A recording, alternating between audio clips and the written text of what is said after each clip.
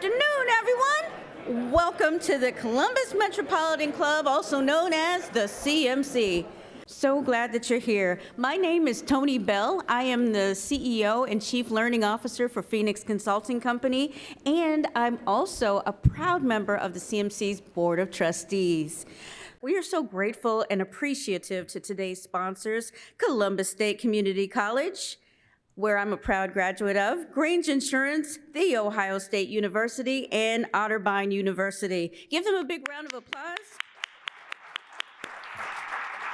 Thank you so much for being sponsors, and thank you to the presenting sponsor of our live stream, the Center for Human Kindness at the Columbus Foundation, and our live stream promotional partner, the Columbus Dispatch. So I'd like to welcome each of you, and remember that today and every day, the CMC Forum takes a village. It takes a village to raise a child. It takes a village to support the villagers. So you're all villagers, and I want to thank you for being here as part of today's program. So Ohio's system of higher education is reinventing itself for a new era in the state's history. Will schools be ready? Dun, dun, dun, dun. And I know they're saying yes. So with today's panelists, we'll explore how Central Ohio's colleges and universities are preparing for a climate where every dollar counts, where potential students are scarcer than a generation ago, and where partnerships and innovations are the keys to help Ohio's institutions of higher education build tomorrow's workforce, and in some ways even today's. So now it is my great honor to welcome our distinguished panelists. Are you ready? It's going to be amazing. Please welcome first Dr. Morakinyo Kuti, Dr. Kuti, President of Central State University, Dr. John Comerford, President of Otterbein University, Dr. David Harrison, President of Columbus State,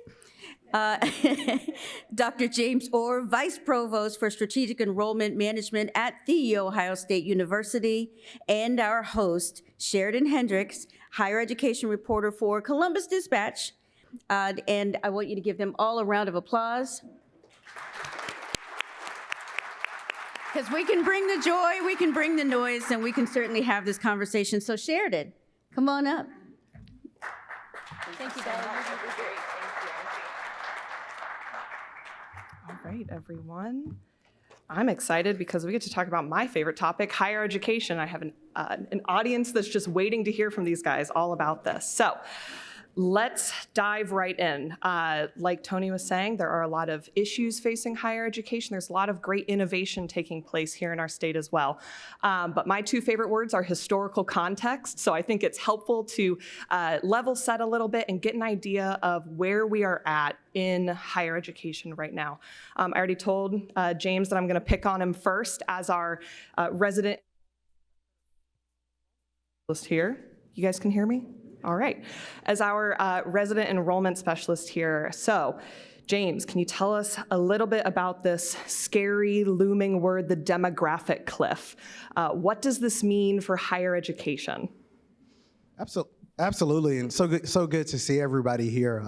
So in 2008, a researcher and economist by the name of Nathan McGraw, he studied birth rates and a decline in birth rates. And because of those declines in birth rates, what he projected is that starting in 2025, this fall, that there would be a decline in the number of high school graduates across the country. We've already seen that decline in many places, but another thing that is probably a little bit more concerning is college going rates. 2 years ago, 8.3 million students and families applied to college, they were accepted to college, and they chose not to go anywhere.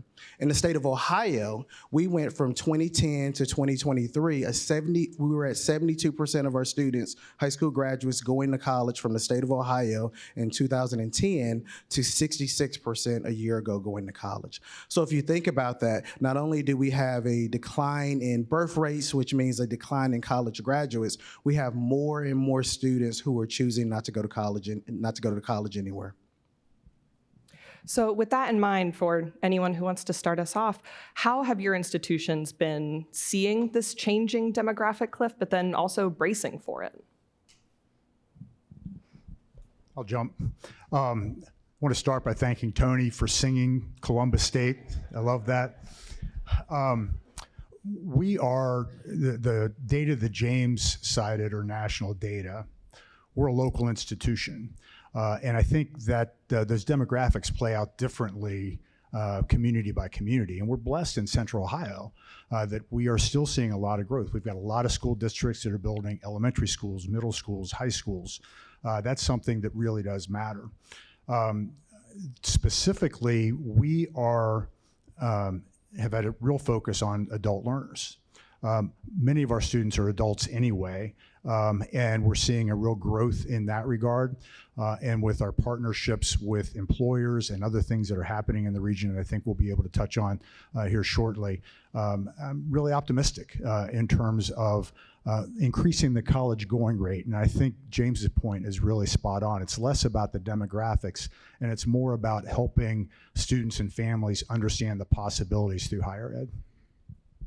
Well, as the president said, it depends on who your target enrollment is. As an historically Black university, our enrollment has stayed steady even after the pandemic. And for cultural reasons, a lot more students are interested in HBCUs. So we saw a slight increase in our traditional student enrollment last fall. And based on our numbers so far, our enrollment for the fall of 25 looks to be significantly stronger, because not only are we focusing on getting more students, but we're actually focusing on Ohio students. So we've added resources on our campus. We increased our enrollment staff by, we had 4, had 2. So about 30% to recruit or to focus strictly on recruiting Ohio college students. So it depends on who you're targeting to how it will affect you. Well, we've discussed at Otterbein, if there aren't enough 18-year-olds to go around, one way to solve that is opening the door of access to higher education wider. There's a bunch of students that should go to college that don't consider it for financial or other reasons. And so we decided a few years ago to, if a student is Pell Grant eligible, so they do the FAFSA and they're low to moderate income, then we meet their full need for tuition with no loans. And we're the only school in the state to do it. And that means we're now 40% Pell eligible on campus. We're 30% students of color. We're serving students that wouldn't otherwise be served in our system often. The other thing we've done, and Dave is exactly right, the growth is in adult learning. And let's be real, a school like Otterbein, if you know Otterbein, we're set up for the 18 to 22-year-olds. You know, we got fraternities and sororities and Division III athletics, and you're gonna have a class at 9, 11, and 3, and there's just no way it's set up well for adults. And so how do we do that without giving up what makes us so special? And so through a company that we founded called the Coalition for the Common Good, we work with Antioch University, not Antioch College, Antioch University, which is entirely an adult learning organization in Seattle, LA, Santa Barbara, New England. And we are taking our graduate programs to all of those campuses and bringing all those Antioch programs to Central Ohio. And we've already seen 10% growth in Antioch enrollment in that adult market. So it's a way to have our cake and eat it too. We can keep the traditional campus with the 18-year-olds, but also be in the adult market in a significant way through our friends at Antioch. Well, since we're, James, go ahead. Well, I was going to say, one of the things that we've done at Ohio State is really double down on our efforts in focusing on rural communities in the Appalachian areas of Ohio. I've been really pleased with the enrollment of our regional campuses. In fact, over the last 2 years, we've seen a nearly 20% increase in first-year enrollment on our regional campuses. And this past year on the Columbus campus, we enrolled the largest first-year class in the history of the institution. And it really goes back to this idea of how do we provide access and opportunity, particularly for Ohio residents. So we've talked a little bit about adult learners, talking about some of these other demographic groups. You know, if you are a 17-year-old high school junior, most of the time you're going to start going to a college counselor, talking to other, you know, your peers, some of your teachers saying, you know, college, what are you thinking? What are we doing? For some of these other demographic groups that maybe aren't in a high school, and as fewer and fewer high school students are going to be having that conversation with their teachers and with their peers, how do you actually go about reaching some of these demographic groups like adult learners? John, if you want to start us there. Sure. And so again, through our work with Antioch, one way we've discovered that we think is untapped is through employers. Everyone with a low unemployment environment, if you're an employer, you're hungry for talent. You want to attract and retain talent, and employers are willing to put skin in the game right now to make that happen. And so in the last 6 months, we've signed 6 deals with local employers, national, not all in Columbus, several national employers, where we're doing professional development, credentialing, short-term certificates, and even degree programs inside the employer for their workforce. The employer helps to pay for that. It's easy for us because we don't have to go recruit a class, right? I mean, they're being delivered to us, and they get to invest in their people in a way that has boosted retention and productivity at those companies. And so we think it's time for partnership. The traditional ivory tower of we walk around in our strange robes and talk about philosophy and Plato and ignore the world around us, that has to stop, and it has at most institutions, and we have to reach out and build the bridge more intentionally between the employers that are going to take our graduates or currently have students that need served and what we're delivering in our programs. So we're doing something very similar. So, along with Ohio State, Central State University is a land-grant university. And so part of our responsibilities as a land grant is to improve the lives of the citizens that we interact with. And nowadays, we do it through workforce development. And so one of our land grant mission is how do we increase people's ability to improve their income while we interact with them. And so we were also fortunate to have received a grant from Intel around semiconductor. So we have certificates and credentials in semiconductor, and then we are also developing certificate and credentials in healthcare. And what that does is for our traditional students, what we're planning for them to do is while they're taking their courses, they can get credentials as part of their 4-year degree, which then means they can work during the summer and earn money. And also we're trying to provide opportunities for adults that don't want to come to our campus. We have a dating campus, and that's what we're trying to establish as our workforce training development center so that, as he said, not even our 18-year-olds can get those credentials, and for non-traditional students, they can just get those credentials. And we're also working with Coursera to do online courses where people can get certificates in specific fields. For Columbus State, in a lot of ways, the current environment is right in our wheelhouse. All of our students work, for the most part, even our younger students. So John's point is spot on in terms of partnerships with employers, really making this sustainable. Employers are being creative in different kinds of ways. It's not transactional where a student goes to school and then an employer hires them. It's really much more integrated.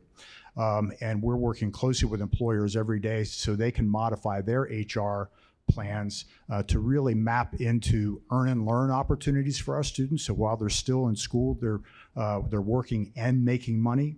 And in many cases, employers are either have a generous tuition reimbursement program or more, there's a growing trend for tuition pre-reimbursement, where employers are paying it up front so the students don't have to carry those costs. So there is a path for a debt-free degree while students are making money with an employer. Those partnerships are foundational.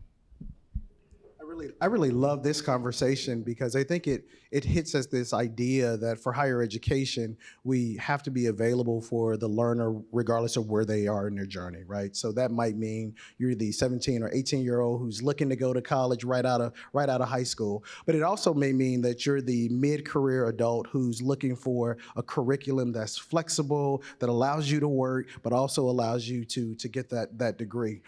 Those things are really critical, particularly when you think about that there's over 36 million individuals in the United States who has some college credit but no degree. In the state of Ohio, there's over 1 million individuals who has some college credit and no degree. So I love the way that we're thinking about how do we serve that important population for our workforce. Dave, I really appreciated when you said folks are having to get creative. That is certainly something that we have heard a lot in our newsroom as we've been talking to folks on a lot of the beats that we cover. So I want to talk a little bit more about getting creative, both from an institution level, but then also with the students that you're interacting with. So when it comes to the students, let's say we have more adult learners showing up on campuses or showing up online. They are bringing a very different life experience to your campus than a 17, 18-year-old has who's been living at home and they're going out for the first time. And as we're continuing to, find more students in different demographic areas with different lifestyles and different backgrounds, some of that comes with food insecurity, housing insecurity, having to juggle taking care of children or other loved ones. So Dave, if you want to start, because we've done some reporting together on this, talk to me a little bit about how are we getting creative as institutions to serve these new groups of students showing up on campus? We've been on a disciplined student success journey for a decade and a half now. Before the pandemic, as we started to realize we were losing students who were in good academic standing, we started talking to them and doing surveys and having focus groups and really trying to understand what was happening in their lives. And food, housing, transportation, and childcare came to the top. So we got on a mission to work on each of those, starting with a partnership with the Mid-Ohio Food Collective, where we've got a free grocery store, not just a market, a free grocery store on campus for our students and the entire community. Last year, we opened a child development center on campus. Many of our students are parents, working parents, so the ability to have their child with them on campus is a big step forward. We've got a partnership with the Columbus Metropolitan Housing Authority that really tested removing housing insecurity and what that would do to advance student success. We've got a lot of data in that regard now. And CODA, through Link Us, frankly, we expect to be an even greater partner, not just getting students to campus, but helping students navigate their complicated lives. You think about a working mother who has to get to class, get to work, get to childcare, and then get home and maybe do all of that on public transportation. We're trying to centralize it all so that we're simplifying her life, making it less complicated, and making help unavoidable. We talk about that all the time, and I think we're on a good path there. Yeah, we at Otterbein have had a food pantry on campus for a decade now. Just got a Title III grant from the federal government to work with first-generation low-income students if the federal government pays their bills. We'll see how that works out. Just got that, and then we hired all the staff, and we'll see if we get the money. We've made a lot of those same moves that most campuses have. I would zoom out just a little bit from the question and identify that there is an impediment in American higher education to most four-year institutions wanting to serve those students. And it's called rankings and prestige.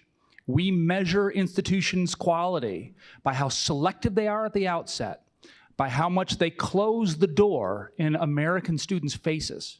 And the more doors they slam on faces, the better a school it must be. That's messed up. That's wrong.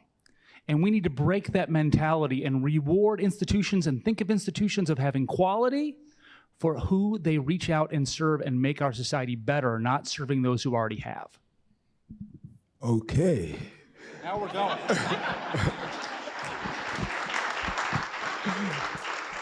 So I 100% agree with those words, especially for an institution that has, we provide access to underrepresented individuals, that we believe that it's very easy to take a high school student with a 3.0 GPA and your retention to the second year should be 95%, right? Because they're well prepared. Some of us don't have that fortune. Having said that, because we're using public funds, we understand our responsibility to produce outcomes. And so when we're talking about providing access to education, we have a Dayton location.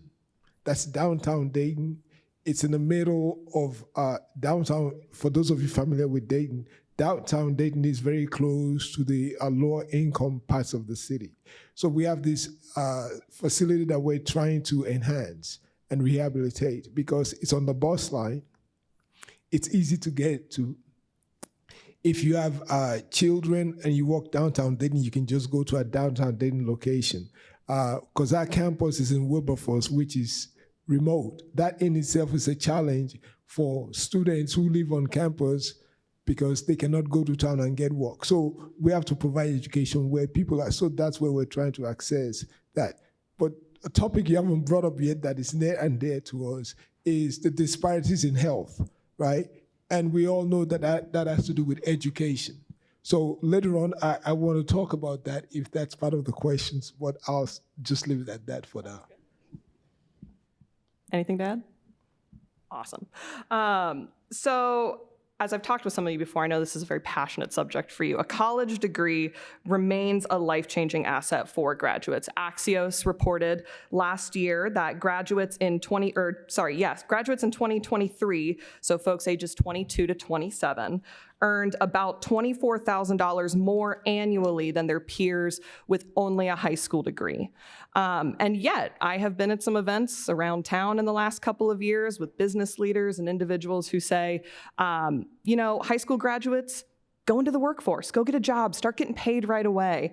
You know, we can figure out the college thing later. How do you respond to that argument for folks who say high school graduates should head right into the workforce and figure out the college question later? Yeah, President Kuti definitely wants to. Yeah, so what I always tell people is, when people tell you that, ask them what do they tell their kids?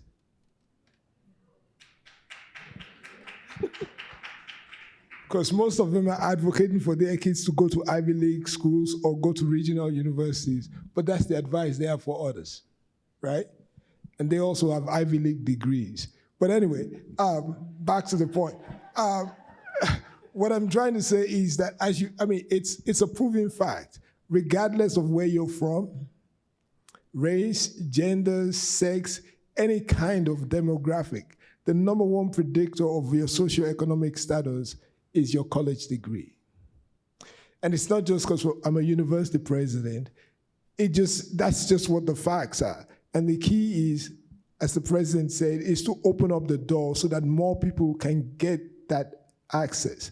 That's what we need to focus on, not to say the 4-year degree is not important or the associate degree is not important. Is how do we make sure more people get that degree, and all of us, because I believe that a better informed society is a much better society for all of us. Yeah.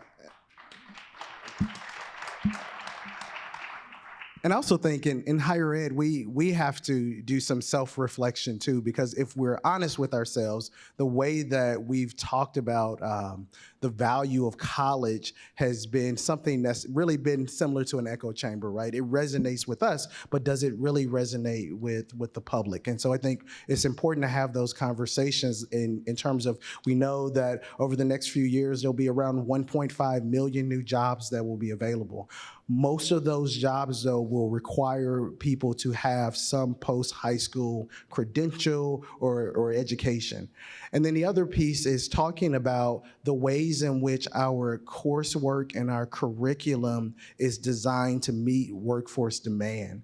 Because many students, they would love the opportunity to go to college if they could see how it would connect with their careers. So how does the experience that I'm getting connect with my career? And then the last piece that I think is so important is this idea around affordability, right?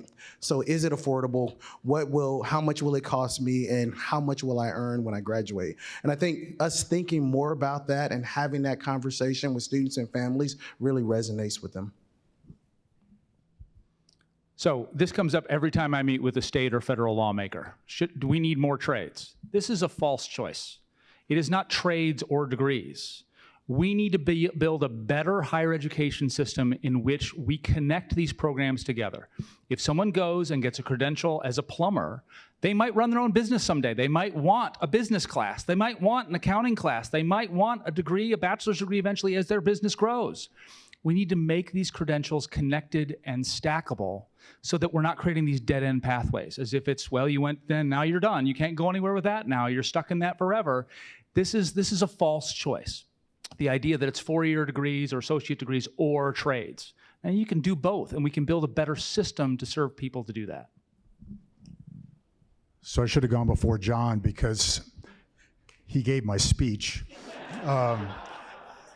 Literally, I was going to say it's a false choice, so I will agree with him that it's a false choice. As I said, all of our students work anyway, and the ability for them to work while going to school, ideally with the employer as a partner, can really make a huge difference. Students can get jobs out of high school. They can't launch careers without a post-secondary credential, like James said. And the ability to help folks understand that this is a long game. And the ability to really get into the workplace, understand the nuances, understand the possibilities, and understand the role that education plays into that, the practicality of that, can really be, can change the trajectory of people's lives. And as I said before, the ability to do that with employer tuition assistance, not only are they getting a degree and growing in their career, they're graduating debt-free. So it's absolutely a false choice, and it's something that hopefully rooms like this can help us change the narrative, because we see it all the time, where students start at a university because that's what their ecosystem demanded of them, and a semester or a year in, they're coming to Columbus State with GPA issues and student debt issues and starting from scratch. That step is avoidable with the ecosystem we have in place in Central Ohio. So let's talk a little bit about this self-reflection, as James called it, and changing the narrative, because I think just from this, conversation up here today, there are a lot of different ways that schools are innovating, whether it is food pantries on campus, whether it's partnerships with other institutions, regional campuses, the list goes on. What is next? What is the next way that higher education in Central Ohio can innovate to continue to meet these needs? Well, I'll jump in. At Columbus State, we do nothing without a partner. And I think that partnership ethos really gives us a foundation to respond to what's next. We've got great partnerships with our university partners called Preferred Pathway with Ohio State, Otterbein. Mr. President, we're going to get together and talk about, we've already talked about that, where our graduates are guaranteed admission to the university to create a pathway to a debt-free bachelor's degree. A full-time student at Columbus State pays $5,000 a year. Most of our students aren't full-time. Many of them are Pell eligible, so most don't pay that. So the ability to be a university junior with zero student debt is a huge step forward. We had launched a new partnership with Ohio Wesleyan University last year, a program called Tuition Match, where they are matching our tuition for the junior and senior year. So our graduates who go to Ohio Wesleyan are paying $5,000 a year for their junior and senior year, a $20,000 bachelor's degree at Ohio Wesleyan University. Those kinds of creative partnerships really come from shared vision and shared conversations like this. We've got similar arrangements with employers who, again, are really being creative and thoughtful in terms of how to create non-traditional pathways into their careers. And one of the partnerships that you'll hear more about next week is Columbus Promise. It's something that came through during the pandemic, working with the City of Columbus, specifically Council President Hardin and Mayor Ginther, with Columbus City Schools and a college access organization called I Know I Can, which provides a tuition-free opportunity for all Columbus City Schools graduates to Columbus State. None of that happens without shoulder-to-shoulder partners with a shared vision and a commitment to working through the details, because these things aren't easy, but they can really be game-changing for students, families, and our entire community. Well, I love what you're mentioning, because it really gets at this idea of industry partnerships being critically important, but also focusing the way we think about education being towards providing workforce opportunities for our students. A great example is that at Ohio State, on our regional campuses, we have a Bachelor's of Science in Engineering Technology. And what we know is that that program is absolutely critical to providing access, is meeting a workforce need. The other piece that I say is really important for the future is thinking about online learning and online education. So how do we use online to provide an access to an education for those working adults? And since I've mentioned so many stats, I'll mention another one. In Ohio, over 500,000 Ohioans are taking online courses, but they're taking it out of the state of Ohio, right? And I think we have a great opportunity to use online education to educate Ohioans. So I think that, as a public institution, the first thing that, because we're using public funds, I remind my colleagues every day on campus that these funds that we have can be used for other very meaningful things than higher education. It could be K through 12, it could be medical needs, it could be law enforcement, that these are all very important needs, right? So we have to convince the public and policymakers the value that they're getting for the money that we're giving, that we are receiving. So that's a tremendous responsibility on our behalf, that we have to make sure we're using those public funds wisely. And so we have some on-campus initiatives to help our students get to the third year, which we call the Guided Pathway Initiative, meaning you take a set of classes, because most 18-year-olds don't know exactly what they want to do, so they take a lot of classes. But we're trying to provide a pathway for them to take these classes, and after their third year, they are more able to make a choice. We're also engaged in online learning we want to do it in a more systematic manner, as I mentioned, where you get credentials so that you can work while you're still in education. But we just need to be able to demonstrate to the public that it's not an ivory tower. Sometimes that's the innovation, is for people to actually get to know what we're doing. And we also have a responsibility to go to, I'm the newest president here. I've not even been a president for 1 year, so maybe I don't know what I'm talking about. but anyway, that we need to come to forums like this, go to Columbus, go to places where people are, and just tell them, invite them on our campus so they can see what we're doing. Because as the president said, we just need to engage more people in what we're doing. I think sometimes that's the innovation, at least for us, is for people to understand what we are and what we do and how education improves everybody's lives. I agree with all of my colleagues, all well stated. I will say the controversial thing, change is coming to higher education, and it probably is not going to be led by higher education. This is going to be forced from the outside, because what we're doing right now doesn't work. As a system, we can each have examples of our institutions, what we're doing and so forth and so on, but as a system, this isn't working. And so it's accountability season in American higher education, and you're going to see state funding for scholarships and for SSI, for the State Share of Instruction for public institutions, continue to get squeezed from the state government. You're going to see squeezing of resources from the federal government, as we're already seeing in the early days of the Trump administration. You're going to see accountability to outcomes of our graduates, and you're going to see consolidation in the marketplace. There will be fewer colleges in Ohio in 2 years, and in 5 years, and in 10 years than there are today. And frankly, we're overbuilt. There's too many schools with too many seats. And that's okay that we're going to see some consolidation and partnership and new ways of doing business. We have to make sure what we're doing is relevant. We have to be unabashed about breaking the elitist model of only serving 30 ACT kids from wealthy families, and be democratic about the way we allocate this life-changing resource and this life-changing program that we deliver. And I think if we don't do it ourselves, it's going to come from the outside. Thank you all so much. This has been a great conversation, and we're going to keep it going here. It's CMC's longstanding tradition to do audience questions. So we're going to move to questions from our live stream and in-person audiences in just a few minutes. Doug there in the back. Hi, Doug. If you have a question here in the audience, go ahead, make your way back that way. Doug will help you out back there. We're going to do one more question while folks are getting situated here.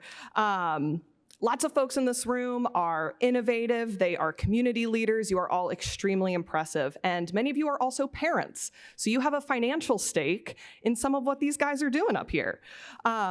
And you might have questions about what's the best route for my kid and, where do we go from here? So I would love to hear from everyone up here, what advice do you have for parents or high school seniors who are considering whether college is right for them? What words do you have for them? I'm going to go first because I have a high school senior, and we've been doing college visits, and I've been driving the Otterbein staff crazy with, I went on this visit, and they did this thing, and that was cool. We should do that too. And so I'm driving everyone nuts right now with me and my high school senior. And I can confirm the research is correct. There is no rhyme or reason at all to the college selection process. We had a sunny day and a nice tour guide, and he loved it. And that's sort of all there is to it. We need to be better than that. Because what that means, because there's no rhyme or reason to the college choice process, it means that students land at schools that are the wrong match for them. The strength of American higher education is our diversity. You want a big flagship school, go to Ohio State. You want a small liberal arts college, come to Otterbein. You want to start at a community college, go to Columbus State. There's diversity in the system. It's not one size fits all. We need to stop acting that way and help students understand what makes each school distinct. What is going to make this program distinct? And so that means we have to stop giving the same tour on every campus. Look at our old castle building. Don't we have a nice old castle building? Everyone has an old castle building. Who cares? What is distinct about this program? And stop trying to be all things to all people and all programs to all students, and be institutions that look for match that will lead to retention and graduation rates.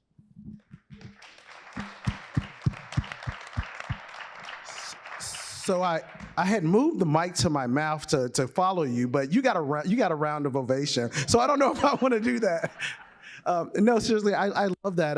One of the things that I think is so important is introducing students to college as early as possible. So I think of our participation in the STARS Network, which is a consortium of universities across the country that's really designed to expose students from small towns and rural communities to college. So we try to bus students to the institution early on. When they're thinking about college, we try to expose them to our regional campuses to really identify not just what's the best institution for you, but what's the best fit. So when you're at the institution and you look at the students who are at the institution and you talk to the faculty, you talk to the staff, where can you really see yourself fitting? And then how does that connect to your future career goals?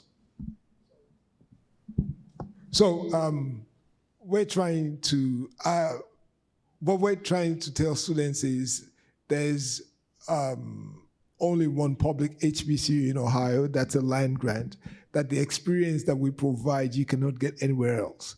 Although we don't care your reason for coming, as long as you come.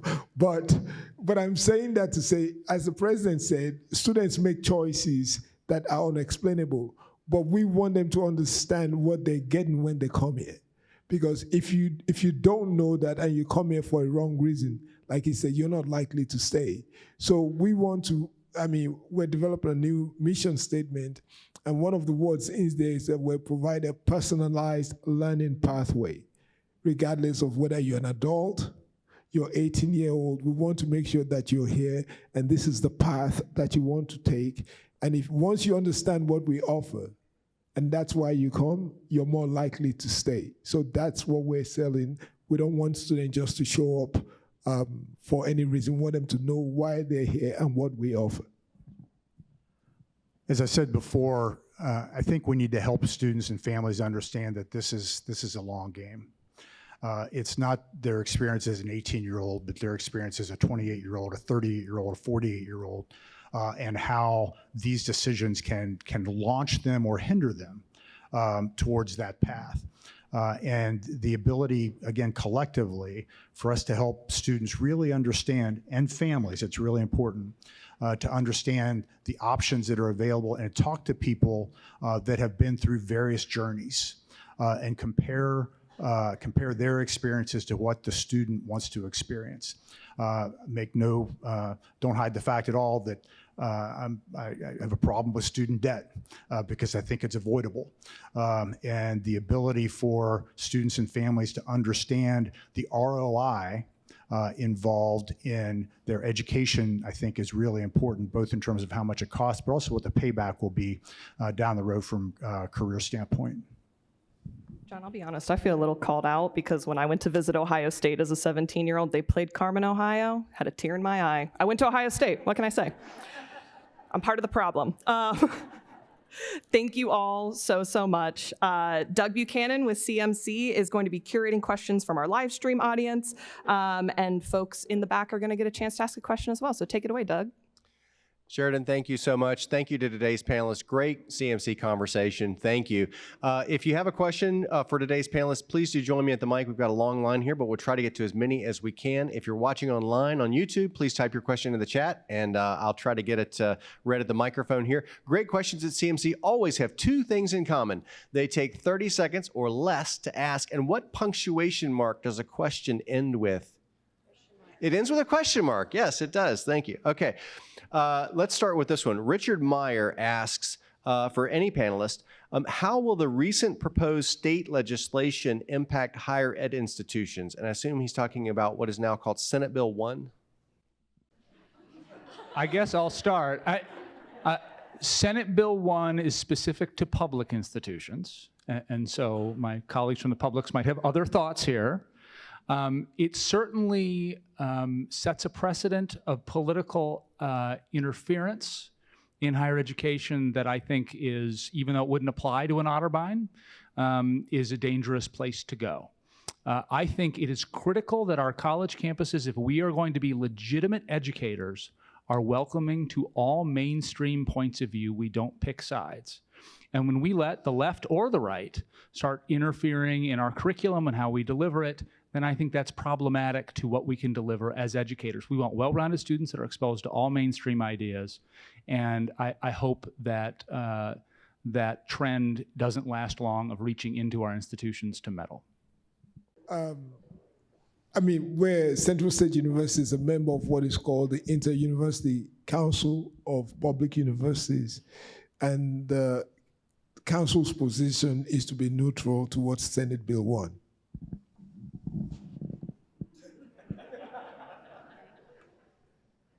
All right, great. Jane Scott, I applaud you for your creativity and hope it lasts, hope it continues.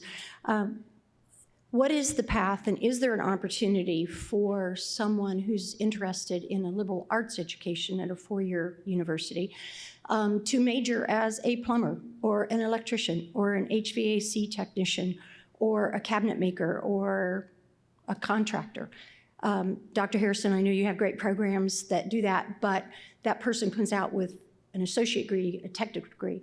I think the business plumbers, the business electricians, the business carpenters and cabinet makers will benefit from a liberal education. How do we get there? I'll jump in. In a lot of ways, I say this from time to time, we're kind of a graduate school for some people who have a bachelor's degree and have decided a little bit later that they know what they want to do. And it may be a plumber or an HVAC technician. It may be a nurse. We started our first bachelor's degree program this year, Bachelor of Science in Nursing. We're actually going to have graduates this spring after only 1 year because they came to us with a bachelor's degree already and are using that as a career transition. So I think that's a great question. And again, I think it speaks to the fact that higher education isn't a one-time event in people's lives.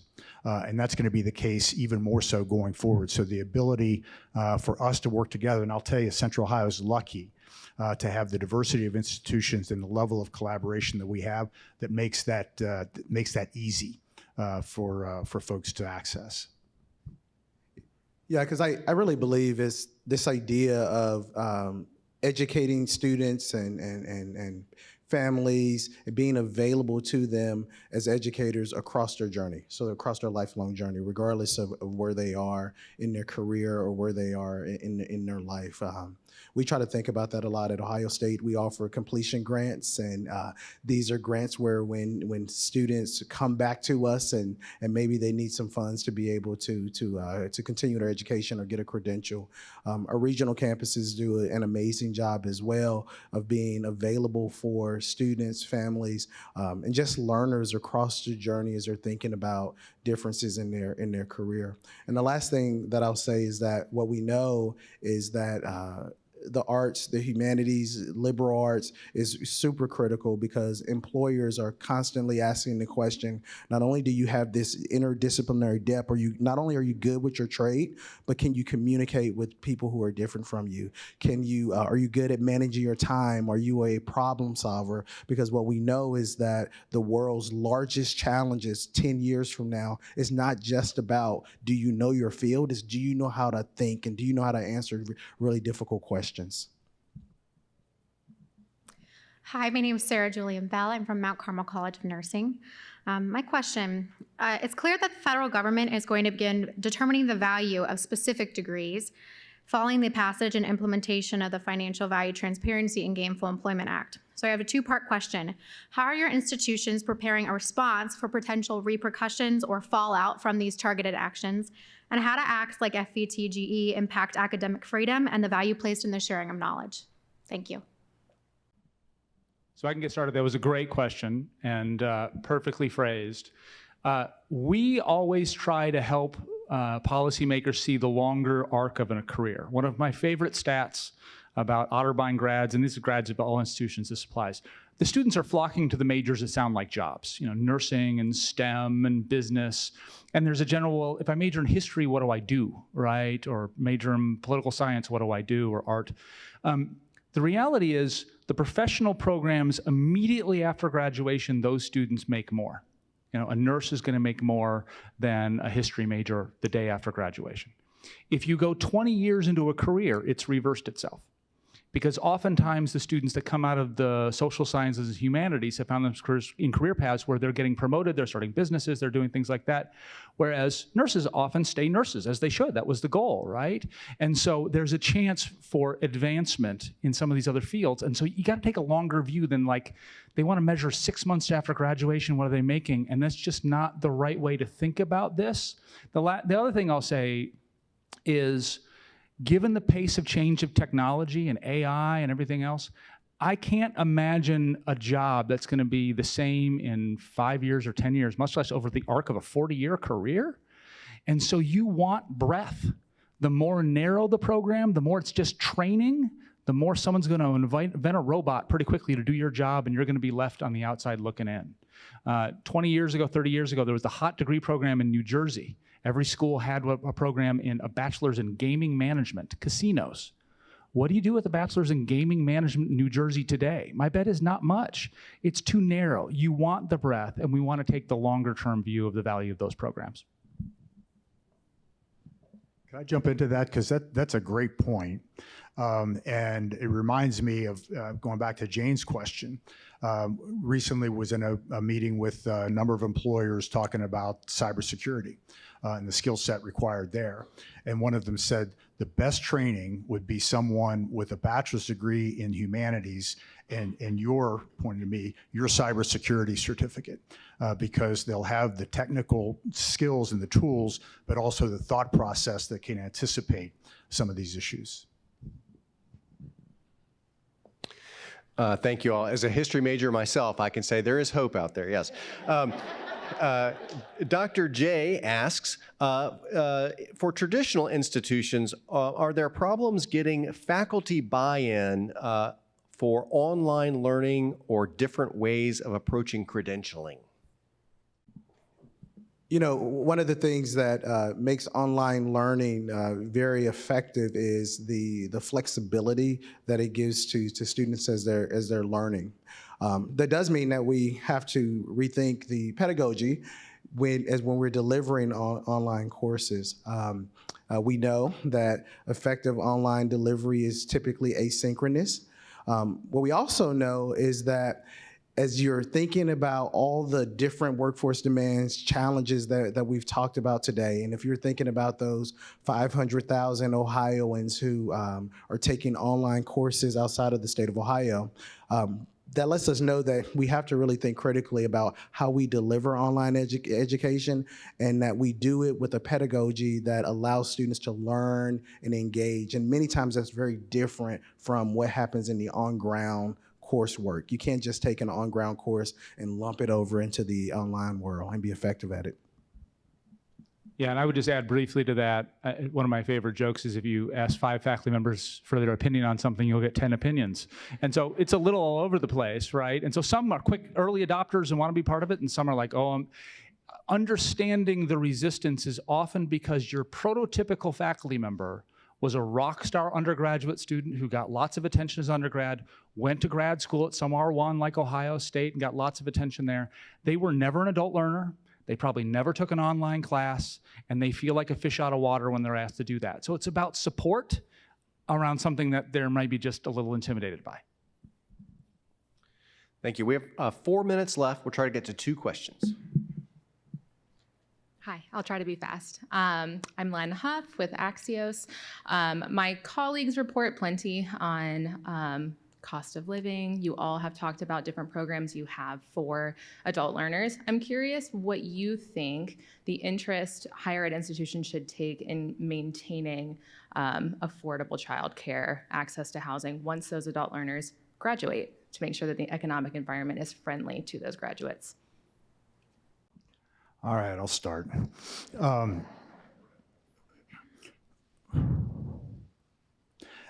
It's an issue we care about deeply. I can tell you, even based on a meeting that I was in this morning, that employers are starting to lean in more and more on those issues, specifically around childcare. So the ability for us to eliminate as many barriers as we can while they're students elevates the opportunity for them to enter a workplace that's going to be supportive for those needs ongoing, whether it's because of they're making enough money to meet those needs or the employer themselves is providing that service. So I think, again, that partnership will be important as those non-academic barriers continue into the workplace. I'll just add ever so briefly, we tried at Otterbein. We had a 100-acre development right next to campus plan for multi-use, affordable workforce housing, new park, Coda Transit hub, a really dynamic community next to campus. And the forces that be in local government got in the way of that. And so the forces that get in the way of creating sustainable, healthy, affordable living environments is we got to look in the mirror sometimes, because our elected representatives aren't always delivering on that. My name is Emmanuel Merdas. I'm the Director of Youth Services for ETSS. I'm also a proud Columbus State graduate, yeah. About 27 years ago, when I moved to United States, I have a 4-year degree education background, but I was not sure how to get involved and enroll into school, and Columbus State gave me that opportunity. I'm very thankful about that. My question is related to that. There are many immigrants and refugees who are coming with a lot of education background as well as work experiences. And when they got here, they cannot directly fit into the system. They have to find a way to improve themselves where they're looking toward the college and higher educations. And my question for you is, what is your strategy to engage this demographic? And also, not only for them, for their children. Most of them, they moved here to give a better opportunity, especially education for their children. And so how do you involve these parents who doesn't have that experience similar to others who have the privilege to navigate the system, enroll their children into college? Yeah, I really appreciate that question. I think that's critical when we're thinking about access. I mentioned earlier about our STARS Network program and where we're going into rural communities and Appalachian areas and helping students and families, because families is a critical part of this, is navigate the college process. So how do you think about selecting a college? How do you find financial aid so that you can fund school? What majors do you need to think about? Those type of things are critical.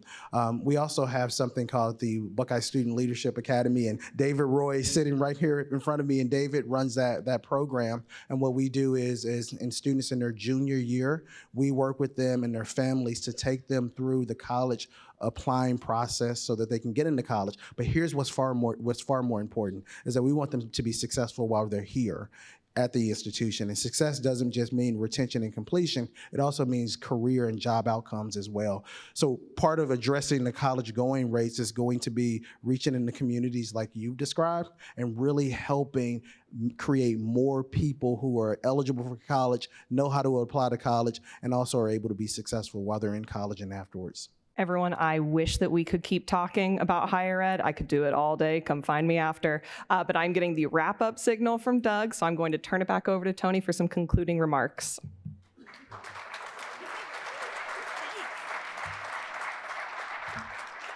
Okay, everybody, I'm assuming for those of you who sort of know me, there's an energy that I hope you have. So here's my remarks. I hope that you found today's conversation leaving you connected to a shared vision, right? What I heard so much, especially from Dr. Harrison, not that I'm giving him deference as his favorite student of 2012, I'm just saying that, that partnership and connected vision. But I do hope that today's forum leaves you better informed, ready to connect the dots, right? And I want you to say ready. Everybody, 1, 2, 3, ready. 1, 2, 3, ready. Yes, ready to connect the dots, ready to engage, and deciding what's yours to do. So each of you, I hope that you're looking and thinking to yourselves, like, what's mine to do in this situation? And anything that you do, any thought that you have and enact is right. So yeah, ready to call Drs. Cootie, Comerford, Harrison, and James Orr today. Do it today to be part of this, because this can be game-changing for our communities and families. Thank you to our sponsors of today's forum, Columbus State Community College, Grange Insurance. I don't have songs for the others, but I'll think of a jingle for next time. The Ohio State University and Otterbein University. We are also grateful to the presenting sponsor of our live stream, the Center for Human Kindness with the Columbus Foundation, and our live stream and promotional partner, Columbus Dispatch. Thank you so much. And a big thank you. I hope that I can embarrass this person or highlight her sitting somewhere there. I hope she's going to stand. Dr. Joyce Chan, would you stand up? Let's give her a big round of applause for suggesting today's forum topic. We love that. And a very special appreciation to today's speakers, coming straight to you from Central State University, Dr. Moraquino A.O. Cootie,